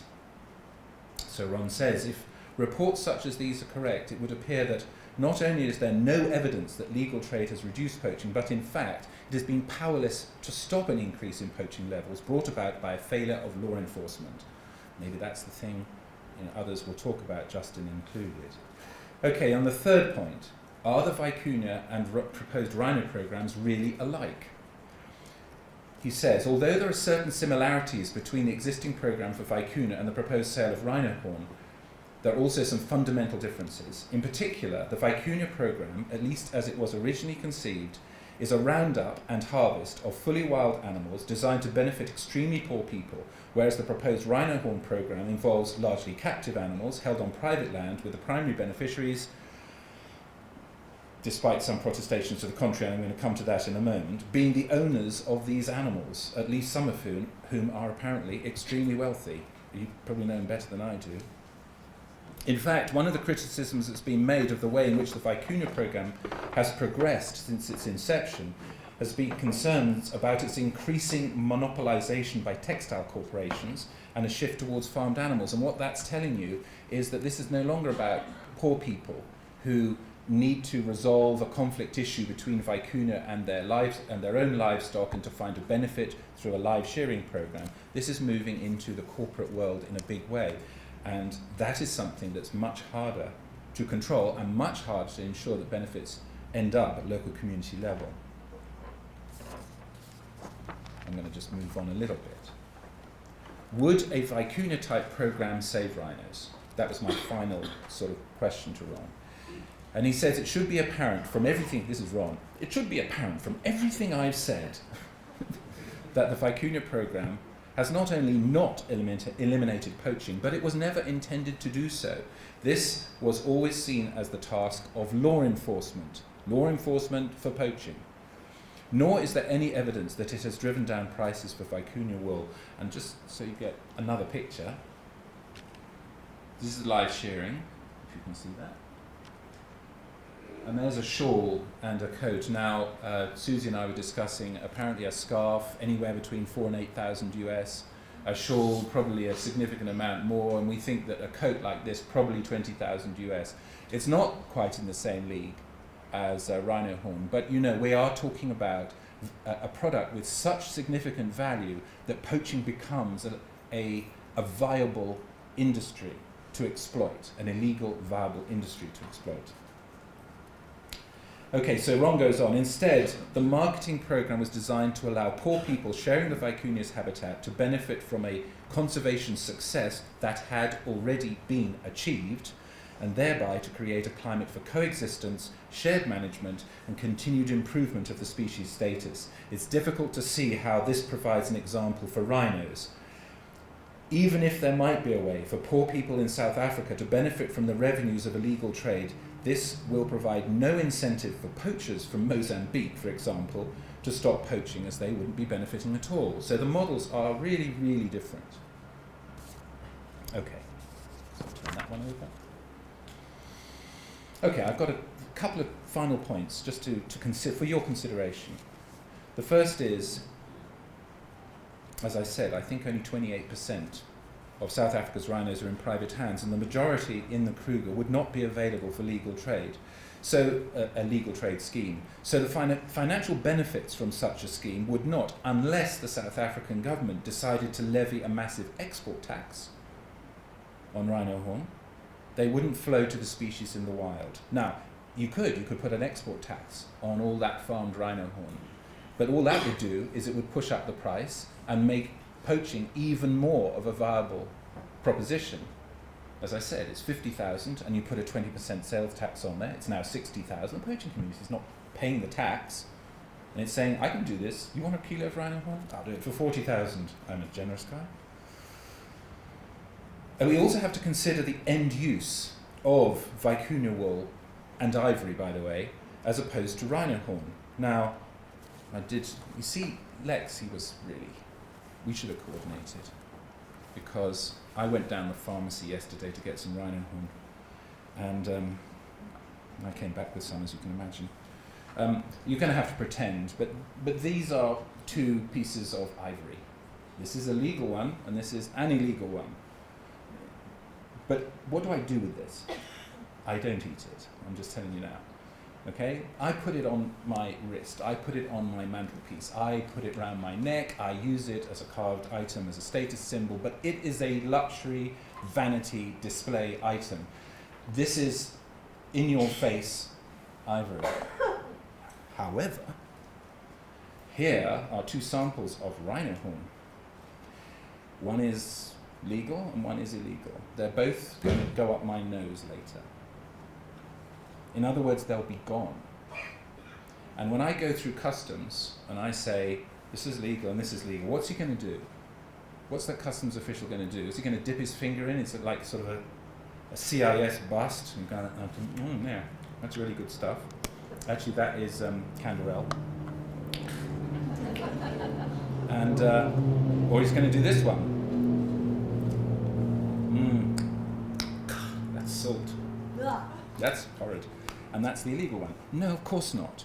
There's a huge difference in terms of the end use of this product, apart from the carvings that we've seen, which is a slightly different issue. But if it's used for TCM, you can't tell. So you don't want to put your customs official, your border guard, or whoever in a position where they have no clue how to tell, unless you're going to supply every porous border with extremely expensive and difficult to operate and probably will malfunction DNA testing that ties it to a specific population of rhino in South Africa from a farmer. For goodness sake, get real. So, that was my small thought on the pharmacy. That's disgusting, by the way. So my final little point here. So what's to be done? Now, the minister said recently, quote, "We need to join hands and work together to fight these criminals. These solutions need to be sought in partnership with stakeholders in the rhino and wildlife industries, including communities, and with our partners within government, especially the enforcement and security authorities in the country." That all sounds pretty plausible. And then she was saying that when she was, and I'm going to pronounce this wrong even though I had expert advice before, recently at the Mcludi, I'm trying to get that running together thing, Mcludi Tribal Authority. Did someone help me out there? Was that close? Not really. Okay. I apologise to that particular community. They were receiving one of 5 rhino, okay, at a ceremony, a handover ceremony with the minister. And they're being donated by Sandparks to this particular tribal authority as part of the community's contribution to conserving these magnificent animals. Now, I think this particular area, it straddles the Kruger National Park and was successfully restored to the community in 1998. The land is now part of a development partnership between the community and the KNP, and it includes the establishment of viable wildlife populations managed by the community. Apparently, however, a significant number of poaching incidents originate in that area. So there's a problem. It's not like this is a super secure place to go and put rhino. The minister said that the donation of the rhino to the community would serve as an incentive to encourage all communities to help in the fight against rhino poaching. And it's hoped that the ownership of these animals will promote awareness and increase the wildlife ecotourism potential on the community land. She says, placing the future of these 5 rhino in your care enhances the government's belief and policy that the animals in national parks, provincial and private game reserves are owned by all South Africans. Okay. This means that we all need to ensure that they are protected for future generations. Now, I think, quite honestly, this is my closing remarks, I think this is a fairly weak attempt to make rhino conservation relevant to some local communities. I mean, how on earth will you measure success? And with all the publicity that attended that particular handing over ceremony, I think it's actually an advertisement to the poaching community, and it raises some important questions in my mind. What resources, it was very unclear from the article, what resources has the government deployed with that local community to help ensure the safety of these rhinos? What equipment? What training of community scouts? What radio comms? What night vision? What local liaison structures with anti-poaching forces, the police? What has been put in place? What costs have now been loaded onto the local community in respect to protecting these animals? What plans are there to bring tourist dollars to the community in order to make a positive commercial contribution? What infrastructure is in place to service tourists? As I say, how will it be measured? No rhino poached? Is that the sign of success? Increased revenue at a local level? And by what amount? Breeding success? Employment benefits? There's just a raft of questions. And who, by the way, will do the independent cost-benefit analysis? I cannot state strongly enough that, in my opinion, the plans for rhino horn trade, currently under discussion and continual discussion with all the dangers that has, spell disaster for rhino in the wild in South Africa, and possibly the extinction of rhino in other range states: Kenya, Tanzania, Botswana, Namibia, Zambia, Zimbabwe, Swaziland, Mozambique, Indonesia, Malaysia, Vietnam, Nepal, and India. Rhino conservation is controversial, and it is challenging. Fighting poachers is deeply distressing. I think of it from the human dimension as well. We know, and we all know this, that there are no easy answers. You know what the figures are that are out there this year alone. It's going to continue to be bloody.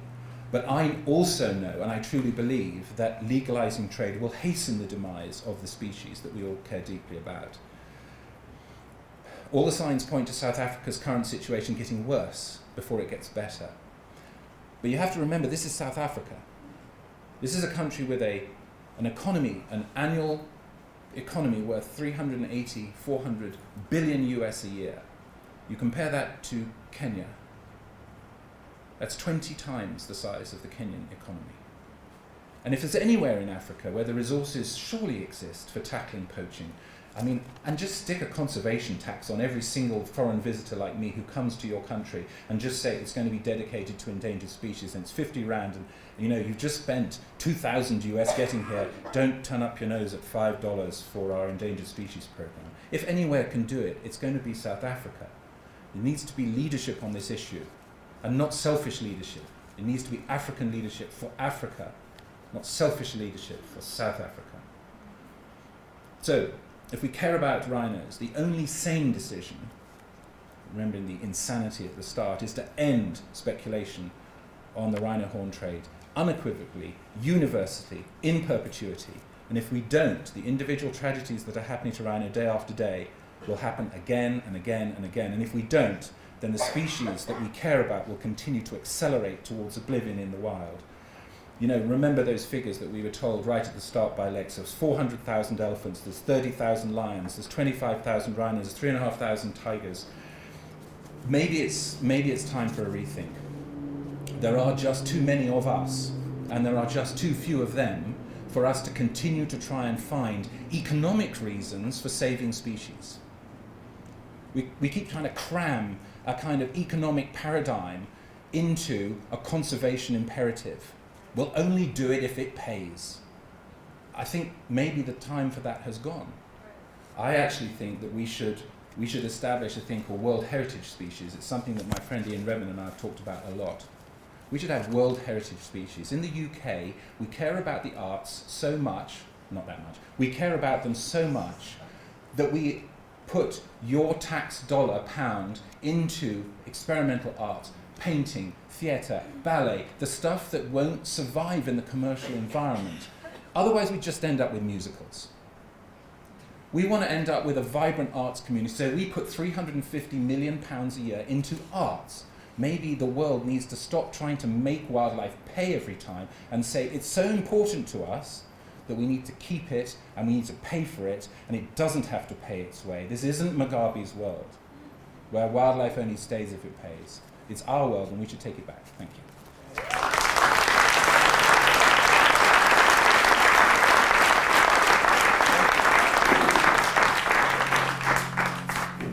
They are Africans killing our elephants and our rhinos. It's our own people. Let's, call a spade a spade. It's our own people. We're killing these animals. And our government is responsible.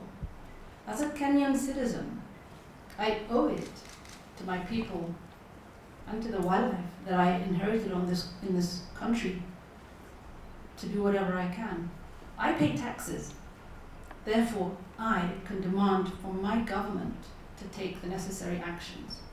And this is really what our campaign is about. Kenyans holding our government and our agencies to account. It's not a pleasant thing to do. That's why people say, can you just try and be a bit polite? A few years ago, we had a major decline of lions in the country. And we started reporting about it. The cabinet minister said, "You're making Kenya look bad. You've got to stop telling people what's happening." I said, "You're the Minister of Tourism. At which point do you want me to stop? To start? We have 1,700 lions remaining in the country, and you don't want us to talk about it." Lions, elephants, rhinos are major tourist attractions to Kenya. 300,000 jobs depend on tourism. 12% of our GDP depends on tourism. Anyway, I have to say, I ignored that particular cabinet secretary. I wanted to also mention that, so when we talk about responsibility, it's not just Kenya, it's also China, Thailand, Vietnam, Philippines, wherever those products are going, we need to hold them to account as well. I think we're very lucky in Kenya. I feel like we're in something of a golden moment because we've done this before. We know what we can achieve. In the 1970s and the 1980s, Kenyans took to the streets in the thousands. And that image, I keep it fresh in my mind. Those people who marched in the streets. This is the Emperor's Palace. This is the place to be. It is the place to be because today we're witnessing the official launching of Fundisa for Change. The Deputy Minister for Environmental Affairs and Water Affairs, one ministry collapsed into two departments. We're going to have an overview of yesterday's proceedings by Dr. Jim Taylor. Dr. Jim Taylor. And immediately after Dr. Jim Taylor, we're going to have Harun Mohammed from the DBE, Chief Director, just to give us again an overview, policy implications, and how Fundisa for Change. Thomas says this is a very, very special day for teacher education in South Africa. And it's really tremendous to have the Honourable Deputy Minister with us. Thank you very much for being with us. Of most of our water affairs and environment work is the teachers.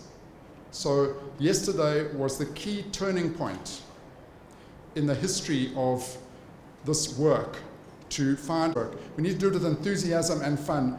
And there were a couple of moments I thought were really great fun yesterday.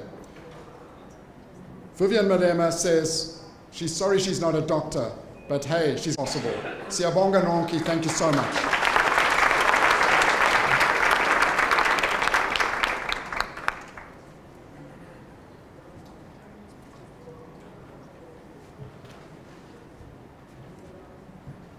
Thank you very much, Dr. Jim Taylor. That was a flowery introduction, which really to be addressing this particular conference. And in particular, I'm pleased because the Department of FTEDE, so let me do a little bit of an explanation. It's the Integrated Strategic Planning Framework for Teacher Education and Development. And I'm going to do 3 things in this presentation. Okay, a little bit of background because I can see that people are not fully familiar with that process. A little bit of the progress that we've made since that document was launched by the 2 Ministers of Education, and about how we could be moving forward. Now, what I've done in the presentation is a lot of detail around some of the key activities that we've been involved in, but I've chosen them in a way in which the Teacher Development Network can find ways in which the work that you've already done can find expression and collaboration in that process. Okay, so with regard to background, the ISPFTED, for purposes of convenience and making it easier for myself, I'll just call it the Teacher Development Framework. Okay, it stands for Integrated Strategic Planning Framework for Teacher Education and Development. And one of the reasons why it's got that complicated name is because when Minister Motshekga came to office, we had just completed this work, and she was a little bit skeptical about what we were able to deliver. Her view was that, you know, government officials have all of these wonderful, often not practical, not realizable, and so on. So he said, okay, let's call it a framework, and then let's, on the basis of evidence, get a sense of how much of this is implementable, and so on. So that complicated name. This work in key subject areas in ways that improve learner results. Now, I didn't include in this presentation learner results of the last 2 or 3 years, but maybe I should just, we have a clear understanding of the context in which we're working. The principals or their representatives participate. Now, the importance of the structure is that we didn't have this before 2011. That structure was in steering committee form for about 2 years, and last year we launched it formally, and it is beginning to have an impact, as I'll show you just now. More crucially, and I know there's a number of provincial department officials present here, we've established provincial teacher education and development committees for the reason in development, right from the recruitment process and advocacy of teaching as an important profession, right through to initial teacher education, teacher uptake and induction, and the points. These are some additional items of work that we're doing. One of the assessments we've made is that if you take the sum total of teacher development training capacity in the system, subject advisory capacity in the districts, HEI capacity in each of the provinces, the NGO and the private sector, the sum total of us all together, taken against the demand in the system, is nowhere near enough. We've had discussions with higher education institutions to enable us to have a sense of all of the courses and programs that they have available. That, in other words, teachers will be able to participate in an assessment system, online mainly, but also paper-based because our system is not fully ICT enabled. And they will then be able to anonymously and in a friendly environment be able to get evaluation on where their subject mastery is lying or not lying, and then where they can access programs to be able to do this. Okay? If you look at the sum total of subject advisor, HEI, and NGO work, it's enormous. But what they're saying we're failing on is the ability to monitor and evaluate the impact of our work. And so that's an area we're going to be paying a lot of attention on, and I'm sure this network has been paying attention to some of that work as it's going on. Okay, I'm just going to move very quickly now to some of the highlights. We're not hedging that, we're just giving you a sense of the scale and volume of that work. Over the course of the last 2 or 3 years, when the ANA assessments were conducted, we've been able to look at. In the case of Western Cape, Gauteng, and Limpopo Departments of Education, they have what we're calling higher, and Limpopo has got the Maths and Science Technology and Education Center. In the case of Free State and Northern Cape, they've started work. They've had negotiations with Free State University and with the newly established Salt Lake Higher Education Institution for setting up their provincial institute at those university campuses. In the case of KZN in Eastern Cape, they've got existing institutes, but they're in process of restructuring. I mentioned that we've got 112 district teacher development centers. Let me just give you some information around that. As a result of a collaboration between UNISA and Higher Education and Training, 97 million rand has been allocated for the support and strengthening of 45 teacher centers over a 3-year period. UNISA has made a commitment that by the end of March, 10 centers will be installed. Vodacom has come in as a partner, and they've made a commitment to 40 centers being installed and equipped. And Cisco, another partner, is in negotiations with us. Just to give you a sense of what's in those centers, Vodacom has installed 9 additional centers in each of the provinces, as indicated there. And the equipment that they've installed is listed there. You will get a copy of this presentation, so you'll have a look at it. In addition to the centers that Vodacom has equipped, there are already 570 schools which have received this equipment, plus training of teachers on the use of this equipment to be able to support teacher development processes. Mindset, the broadcast channel on DSTV, has come to the party with the following. We'll be installing, they're in process of installing of the countries. Okay, I've got some information on inclusive education, and I know I'm under time pressure, so I'm not going to go through the detail, but we've done an extensive amount of work in inclusive education with regard to middle teachers participated as a result of that work. I've mentioned something about grade R.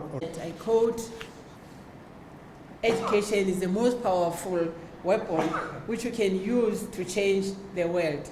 And we are busy doing exactly that, changing the world.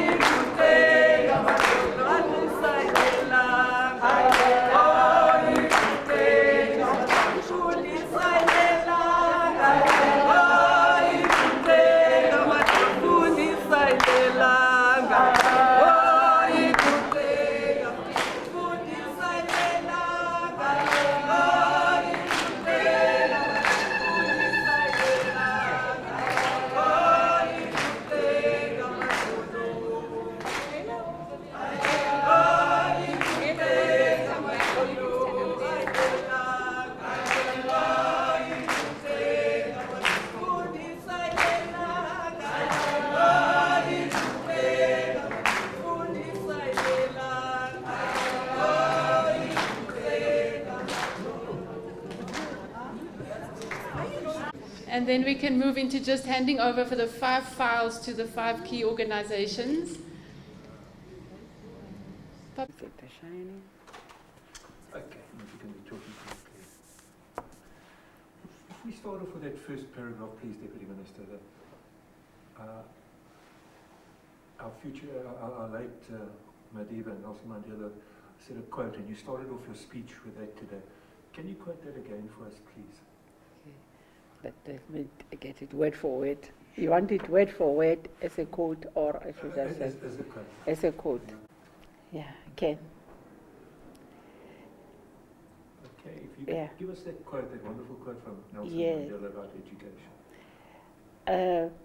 Education is the most powerful weapon to change the world. Which we can, I left this one. You want it word for word. Education is the most powerful weapon which we can use to change the world. Yes, here we are gathered to launch this Fundisa for Change, which we found it very important because we usually do environment as we see what is happening to our environment, the soil that is eroded, people cutting trees, waste, and all the water being polluted in the air. Now we said it can't be only us as communities, as adults, but also the schools. Then there was a research that was done at schools, and then they found that we still lack two main issues. Because now we've got the challenges of climate change. Okay, the schools have been teaching environmental education in some of the schools, but now because we've got new challenges, we need a new environmental syllabus, the curriculum that will address what is new. And we found that we need teachers who will understand these new challenges. So the Fundisa for Change is about to equip the educators with the new environmental issues. And again, the curriculum that we have of environment that is taught at school also lacks that being included in the curriculum. So the Fundisa for Change is addressing exactly that if we empower the teachers, the different entities that deal with school children out there, it will help to build the education and knowledge to understand how can we protect our biodiversity. How can we use the natural resources in a very sustainable manner? Because it's important, it is our lives. How can we protect it? So that is why Fundisa for Change has included that. We know how can, they're also including the resilient to climate change. Environmental health should be part of that. So we really appreciate this program that we are launching today because it covers the latest. We have been coming up on environmental issues, teaching them at schools, as we agreed to the late Professor Kada Asmal when he was Minister of Education. We had requested that it should be part of the education. But the challenges keep on changing, the world is changing, and the challenges are becoming more and more. That is why even here, it's inclusive. We've got people from ESCOM, we've got people from construction. So we are calling more partners to come on board in order that we're able to address these children at school, our pupils at schools. We are partners with our counter education department who are our partners, so that when we are building this, we must build a curriculum that is able to address the challenges that we are faced with today. And not just building it, but that we've got educators who are able to impart this. But we don't end up there. Now, practically, how do we do it? We from the Department of Water and Environment, we are partners on this journey because water is part of environment. We are partners.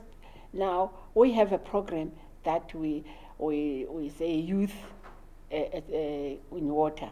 We call it Vision 2020, where we start children at grade R up to grade 12 on water issues, to conserve water, and how we can keep our water clean. It's one way of encouraging the children to see and water as a career. We need engineers, we need scientists, we need researchers. It encourages them. But also for them to make an input on what they see about issues of water. So that program, it assists them to develop. But on the other hand, as water is part of environment, we have formed this partnership. There are schools that already we've been running this program of Vision 2020. Kids express themselves in poetry, in drama, and also innovative. Coming will say that we see there's this problem, that is the people are wasting water. I can come up with technology that can conserve water. And with that, they win. We partner them with universities. After they've won nationally, they go and compete with the whole world. And South Africa has won 3 times in the whole world about this. So we see it's environment also.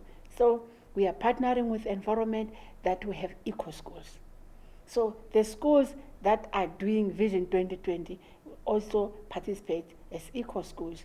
Then we look at environment in a more holistic way.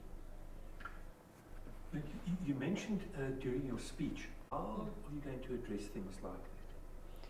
Yes, I'm sure you heard me also saying that we need to find a way. Surely there could be a way that it shouldn't take that long. As we roll out the program, we'll be thinking, all of us as partners will be thinking of a way, how can we make sure that it's rolled out, it shouldn't get into the education system in 10 years.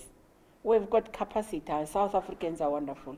We've got people who can do the work. So we are calling to you out there, if you've got some ideas, please bring the ideas to us in order that it mustn't take 2 years. Things are happening, we need to address these issues.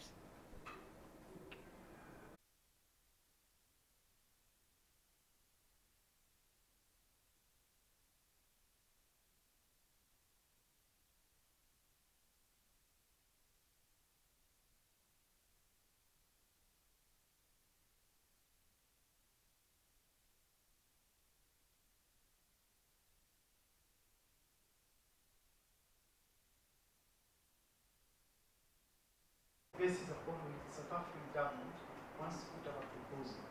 So if there is here or anybody who gets direct contact with the South African government, please tell them that this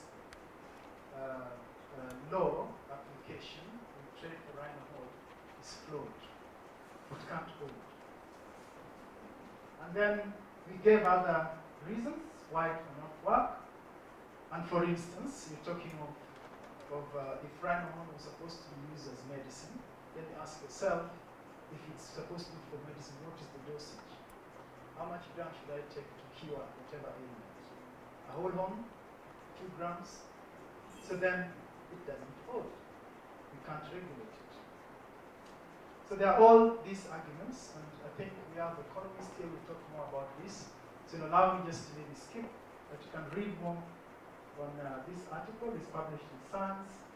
And this illicit supply chains and financial operations in more depth.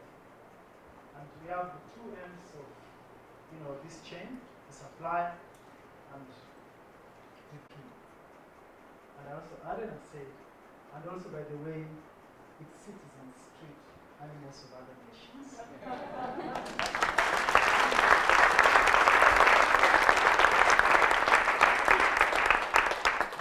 Thank you very much, and let's all make great nations. Very different from South Africa because we actually have wild, really free-roaming wild rhinos there. So if you just look at this picture, this is a common sighting if you were to go to a park or even in a wilderness, free, complete open wilderness area. You could see a rhino like this, and then I just want to take you through. The sun is setting, and you're sitting by a water hole. And in the distance, you see this puff of air. And then it's warm, and it's made visible against the cool night breeze. As you walk, she slowly walks towards you. She stops and gazes at the scenery. She sees something beyond. She walks to the water hole and pauses. She catches your eye. This is the true majestic African wilderness, when you encounter a truly free-roaming black rhino in the wilds. And this is what we have in Namibia. Namibia is also an ancient land. Our desert is 50 million years old, and so aren't our rhinos. And it's actually ingrained in the very land of Namibia that it's an ancient country, it's an ancient culture. And the Bushman paintings actually show that rhinos existed there.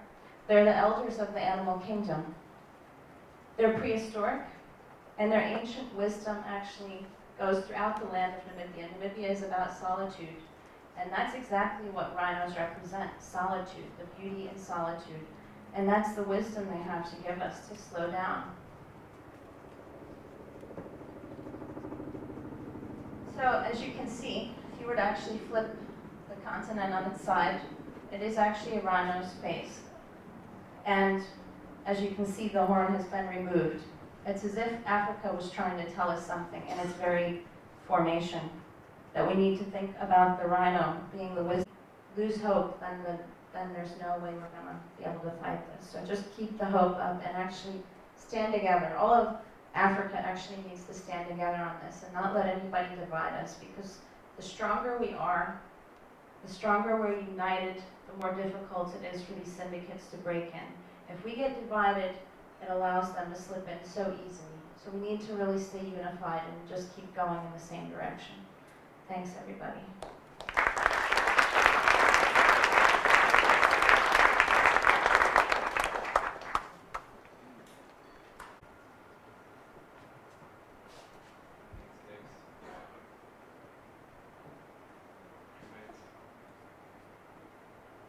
Right, well, first of all, thank you all for coming. It's wonderful to see you all here. And Alison, you are great initiative. And I'd also like to extend, as I have as a journalist, will understand what I'm talking about. So to be someone who advocates caution and maybe an alternative stance to pro trade in this country, we're coming for a lot of flack. It's not an easy job. Right, so I've been covering this story as a journalist since the very beginning, since 2006, 2007. And those of you who have followed what I've had to say on the issue will remember the story I wrote called Tip of the Horn. And that was the story where I managed to interview two syndicate members, or the complexity and the scale of the poaching that was facing us. And those guys way back, 2006, 2007, I think it was, told me, he said, listen, we are only members of one syndicate. There are at least 5 others that they knew of operating at that time. So I'm just going to run you through my thoughts on whether there may be a third option to this whole issue. And as a journalist, I'm going to start off by framing the debate, how I've seen it, how it's played out for me, and then the reasons why I say that maybe the third option is a possibility. See if I can get this correct. Here we go. So, start off by, we look at the situation today. It is regarded as the guiding principle under which we manage our wildlife resources, whether we like it or not. It is entrenched in the IUCN's thinking, it is entrenched in our government's constitution, it's entrenched in many of the NGOs that are operating on this issue, it's entrenched in their thinking as well. The other issue in contextualizing this is that we need to understand that over the last 4 or 5 years, every single symposium or policy report that has come out of this country has had a pro-trade bias. No doubt about it. I have never been invited yet to a single conference or symposium that's been hosted by Sandparks, the rhino owners, or the Game Ranchers Association. Never. And today, the South African government and many within the rhino conservation industry, particularly the owners, actually now believe that there's nothing more they can do. And you will read about desperation. The situation is desperate. Okay? And that is the reality. What has also happened is that the rhino owners and the sustainable use groups in this country have provided the government with a cash flow solution. I've heard the question asked, why have they followed this route? Well, for me, that is the reason they are following this route. The vested interests have supplied government with a cash flow solution. It's quick and it's easy. So their thinking is we legalize trade, we have an instant market mechanism being increasingly challenged, both locally and internationally. And this has been based on very good science, very good research, and a good opinion. We have an economist, Francisco Aguayo, who's going to speak to us tomorrow. We have some of the best counter-economics now coming out for the first time in 5-6 years. There is also a growing disagreement over the interpretation of sustainable utilization. There are many of us in this country who now refer to it as sustainable abuse rather than sustainable use. And I want to tell you that this is the same principle that this government justifies predator breeding and can hunting. Two of the most appalling practices. They use the same principle, the same philosophy to justify trade. It has to be questioned, okay? And it is being questioned increasingly, and going forward, it is going to become a greater issue. And as we know, so what then do we actually agree on? So, despite the lack of promotion, and you will very seldom get them writing any positive information on this, but there are very few within the pro-trade lobby who would disagree that education, awareness, demand reduction is not an acceptable route to go. Very few, or we have this option further, so that we can move here in South Africa at least this debate forward. And Kenya as well, it's the same story in Kenya, Tanzania, wherever there are stockpiles. You want this major assistance, you can have it, but there's got to be a compromise. And so, in ending, I would just like to say that I believe rhino will survive. I think the international community and those Africans who are concerned enough and support no trade will ensure that. I think that if you look at the fact that there are only 3,500 to 4,000 wild dog left on this planet, there are only 12,000 cheetah left on this planet. There are as many rhino as there are lions. There are only 7. I've just come back from Ethiopia, folks. There are only 700 Ethiopian wolves left. Okay, so the good news is that we still have a substantial number of rhino relative to the species I've just mentioned, and this crisis has a far higher international profile, and we have some incredible people internationally working on our side, and with the goodwill and initiatives and efforts of most of you here in this audience, I have no doubt that rhino will survive. Thank you very much. Thank you. Thank you. Our last speaker saved the rhino, and I promised her that I'm going to use it. I wanted to use it in my presentation, but I was doing this when I was in wilderness, so I didn't have all the facilities. So I'm going to ask this lovely lady to just take a photo so that I stand here, so she actually believes what I'm doing, and that I'm using the stuff that she's produced, and that will make her happy, and then we have a happy family, you know.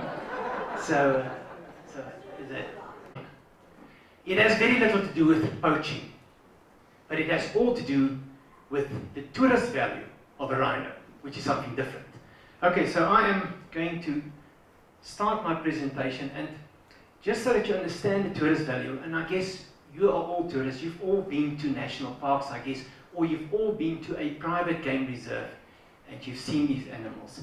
I'm going to start with one quick story, because my students always tell me, you tell these stories and you never get to the point, so I'm going to start with one story and then go to the presentation. A few years back, we were doing research, and we've been doing research in national parks for many years. Doing research in Addo National Park, right? Willingness to pay, the results of our surveys, and then some few concluding remarks. It's been identified by government as one of the key pillars of driving economic growth. So from that point of view, we are very glad about tourism. In terms of tourist figures, that was also mentioned, but our key markets, and I'm talking markets outside of Africa traveling to South Africa, the Germans, British, Americans, French, Dutch, and now we also see that the Australians are also picking up, as well as the Chinese market. The primary reason for them traveling to South Africa, there are two reasons. The one might be a surprise for you, but it's climate, and the second one is our nature-based products. Right? So those are the drivers of tourism to South Africa, as well as for a large percentage of South Africans as well. And then we have the role of the Big Five. Now we kind of like promote it. I know that some of the conservation people don't like this, but it's out there, people accept it, and it's a reality, and they've even started to use the Big Seven, especially when you go to parks like Addo Elephant National Park, close to Port Elizabeth, where you also have 2 marine species. So that is the background, and then you ask yourself, so why doing this research? In 2010, whilst we were in one of the national parks and asking people about what and the rest, the reason for you going to, for example, national park or to some of the private game reserves is to view game. Therefore, at some stage, somewhere in the equation, you must add some or allocate some value to that animal. And that's when we started this research, and we have published the most in the area of the Big Five internationally we have done. And this is